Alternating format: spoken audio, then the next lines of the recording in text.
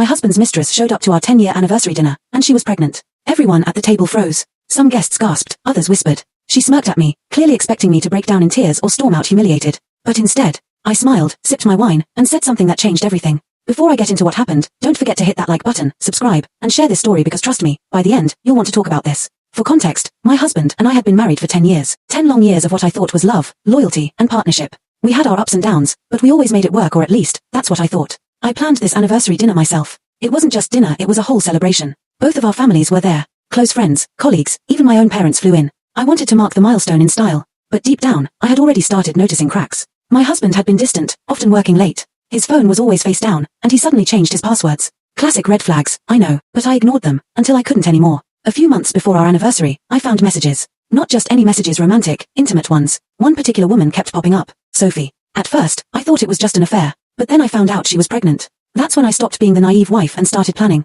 I didn't confront him right away. Instead, I stayed quiet, gathered proof, and made my own moves behind the scenes. So when Sophie walked into our anniversary dinner smug, confident, belly on full display, I wasn't shocked. No, I was ready. She marched right up to the table and announced, in front of everyone, "Congratulations on your anniversary, but you should know he's going to be a father again. And I'm carrying his child." The room went silent. All eyes turned to me. Everyone waited for me to break. But I didn't.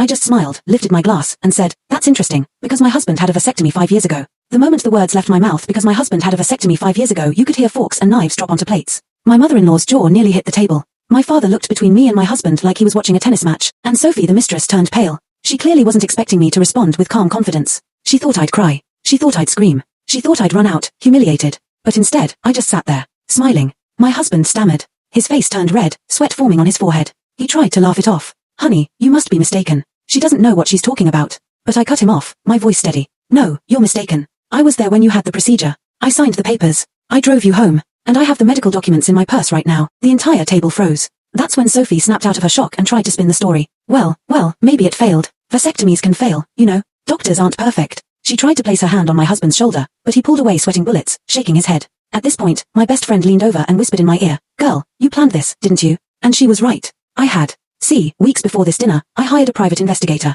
Not only did I confirm the affair, but I also discovered Sophie had a history of scamming men. She'd been in 2 previous relationships where she mysteriously got pregnant, only for the timeline to never add up. I also knew that my husband wasn't the only man she was seeing. So when she showed up at my anniversary dinner thinking she was about to ruin me, she didn't realize she was about to ruin herself. Everyone at the table was stunned, waiting for me to crumble. But instead, I pulled my purse onto the table, unzipped it, and said, "Since we're making announcements tonight, I brought something you all need to see." I slowly pulled out a brown envelope from my purse and